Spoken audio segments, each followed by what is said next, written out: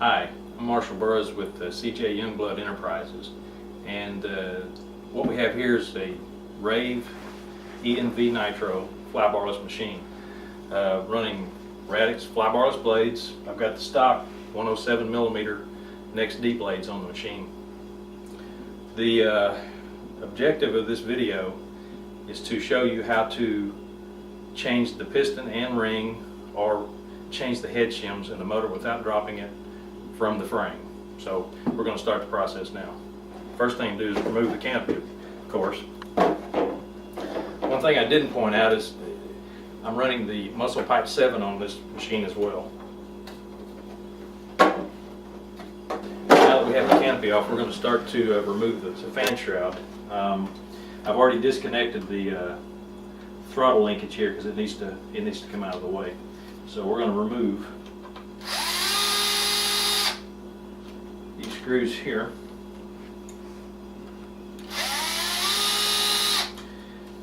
There's a hex adapter that goes through the fan shroud which holds the two pieces together. It's not necessary to take all 4 screws out to get the fan shroud out of the frame. So we're going to pop this apart. You just have to work with it just a little bit, and it should come right apart. Okay. And one thing I usually do is come to this side, and you can pull these out, which frees up the fan shroud. And disconnect the glow wire here. Out. Taking this side of the shroud off now, you kind of have to lift it over the glow plug and then pull it through the slot. Then it comes right out. So once you remove those guys, the engine's pretty well exposed. So at this point, we can go ahead and use the power driver to remove all the head screws. They're very easy to get to at this point. The 2 screws you might not think you can get to, but somebody apparently thought far enough ahead that you could slide this right in here and get on the bottom 2 head screws. Yeah, it's just real easy to do. And the other screws are just straight on.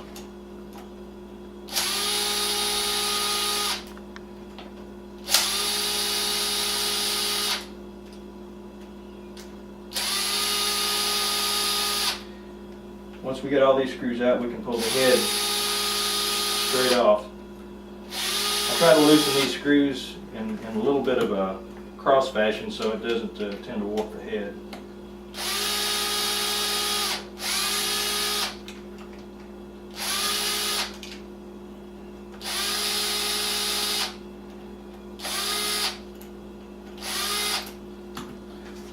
We should be able to get the head off now. It comes right off, pull it right out the side.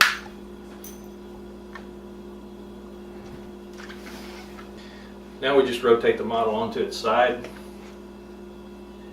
and this way we can remove the bottom plate, have access to the back side of the crankshaft.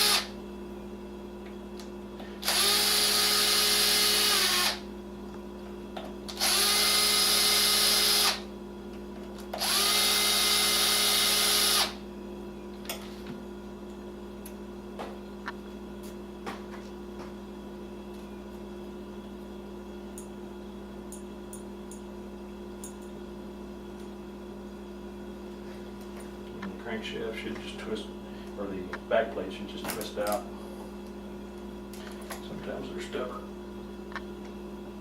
There we go. Set that to the side.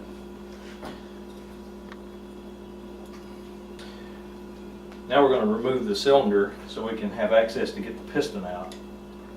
And by just pushing from the back side of the cylinder, most times they'll pop loose and pull right out.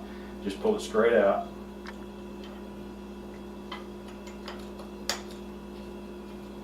And it'll pivot one way here to get it out. There we go. Just take it, set it off to the side. Right now, to get the piston out, what I always do is just kind of catch the rod, pull it off this way. That's the top dead center. And you gotta work with it a little bit. comes right out. Pull it right out the front. So as you can see on this model, it is not in too good a shape. Install the new piston and the ring onto the rod. Use new clips. One thing to note is there's a pin where the ring comes together. You want to be sure to get the piston ring lined up to where when it's compressed, it'll compress evenly around the piston and won't get hung up on that pin. So once you've got that lined up, and basically the flat side of the rod goes up next to the crankshaft as well as the cutout. So you need to install the rod and the piston in the proper orientation. So we're going to put this back in.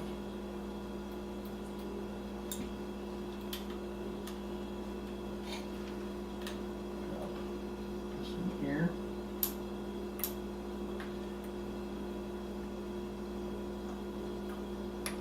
Lift it up over the crankshaft there. Now we have the piston back in there. Now what we want to do is install the aligner. At this point we're going to rotate the crank to where it comes back down to the bottom, where we can get the cylinder angled in and started into the crank, or not the crank, but into the crankcase, I should say. There's a groove on the cylinder that is going to go towards the top.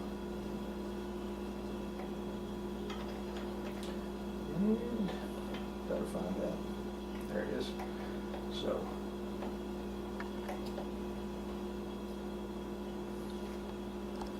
we're back in there. There we go. As we come down to the piston, we kind of rotate that around a little bit, and the piston is sliding right up into the cylinder. So, and I also make sure we've got that pin lined up. So everything seems to be in place, but to make sure, I'm going to slowly rotate the crank over, and it should be very smooth. Now at this point, once we've installed the rod and the piston and everything, sleeve back in there, we're ready to put the back plate on. There is an indention on this as well, so that needs to go up. Get that in place. We're ready to put the sensor back on here. The right screws.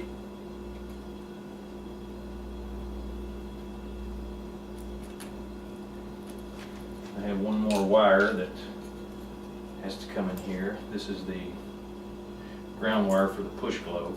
It has to be grounded to the engine for it to work.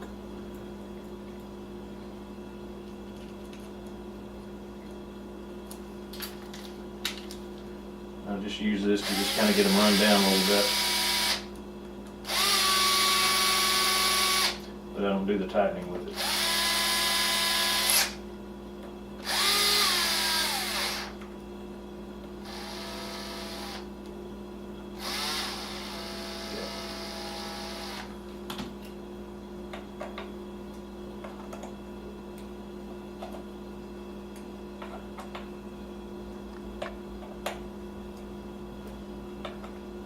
These back plate screws do not require much torque. Since we've got the back plate on, we can return the model to an upright position and place the head back on there. Now we're ready to reassemble the motor by putting the head back on it, which is first I always make sure that the indentation there goes at the top where the pin is, where it lines.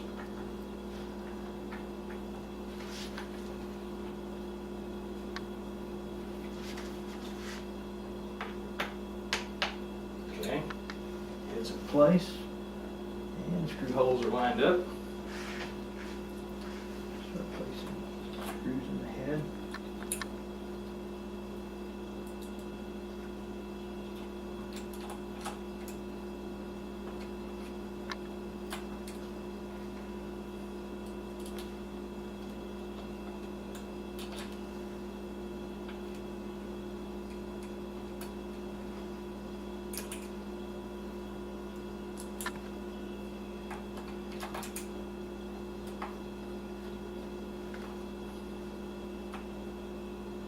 try to just get the screws all kind of snug down just slightly,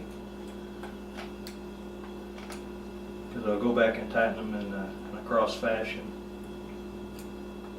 for the final tightening sequence.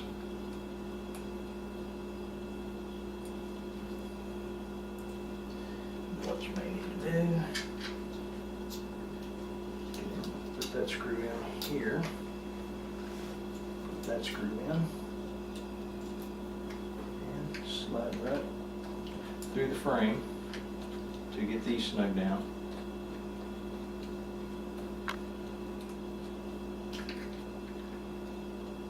This is a really neat design because it's really easy to get to all the screws. I'm going to start tightening. I'm going to go to the opposite. Tighten that guy. Put that down here. This one. And that one. Tighten this one up. And go back and make sure that they all are tightened.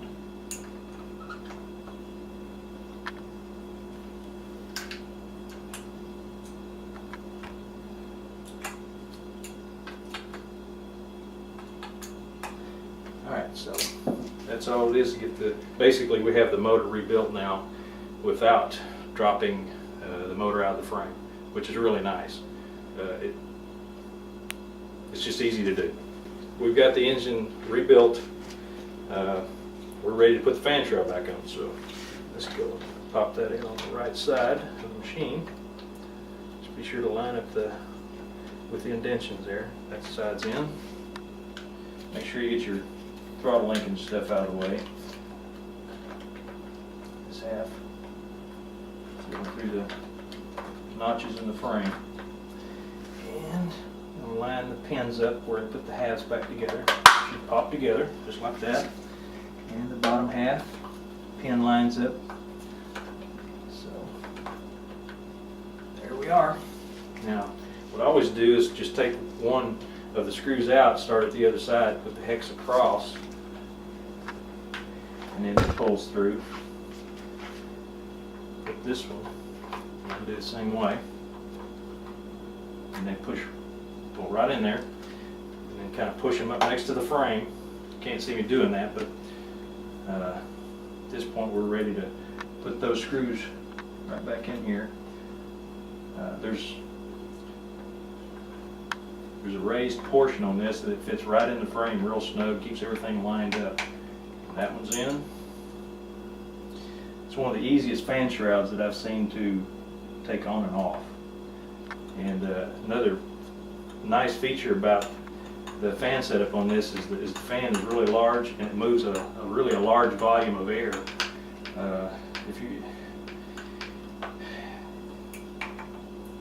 It just really keeps the engine good and cool. So it really has a better cooling system of most anything that I've ever flown. So that pretty much completes the replacing of the ring and the piston. We're out at the field now after the engine rebuild, and I've got the helicopter fired up, ready to go. I'm going to go into the governor settings. I'm going to reduce the head speed down to about 1920 or so. Since we're back at the field, I decided to lower the governor head speed setting to 1910. That way it'll be a little easier on the break-in, and at least for 6 or 8 flights before we start moving it back up to 1980 or so. So we're going to do a couple break-in routines here. First I'm going to let the engine run for a while, so let's get it fired up.